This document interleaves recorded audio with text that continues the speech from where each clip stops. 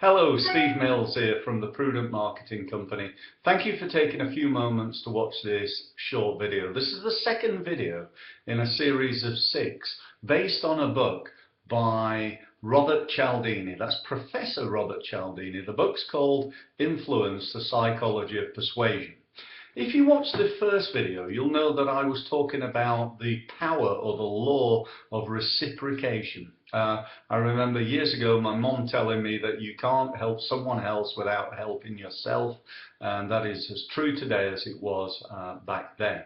The second tool of influence, or the power of influence, if you will, is around the word consistency. People love things that are consistent. People hate change. They like to know what they're going to get. And you take a company like McDonald's.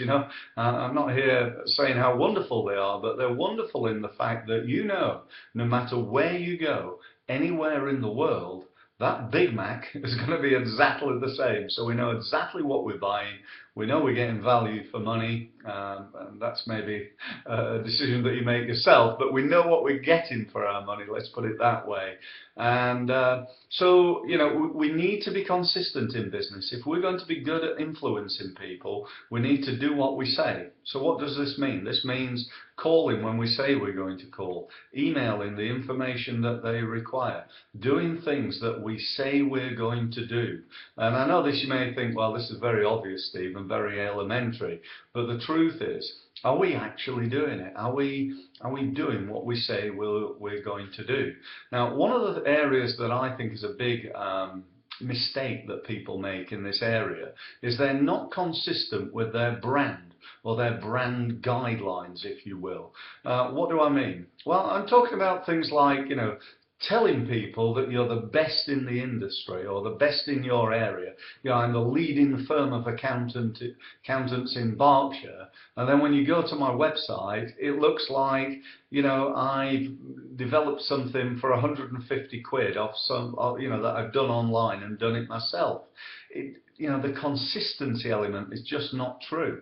I tell you, how great and how successful I am, and I give you this grotty old cheap business card that I've clearly got done on a motorway service station.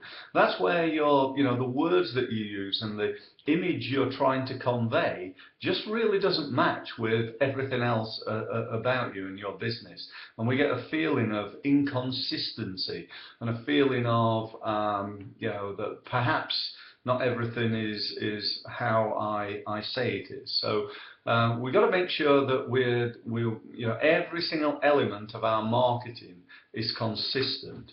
The wording's consistent, the design's consistent. Sometimes I get, speak to clients and they've got a website that looks like this, and then they've got a business card that looks totally different, and then they've got maybe a brochure that's different again, and there's nothing really that matches those three up, because they've had them designed over a period of time, and they've got no brand guidelines and no real clue in terms of their consistency of their product, of their service, of their marketing, and indeed of the way they sell in that market. So I hope that's given you food for thought.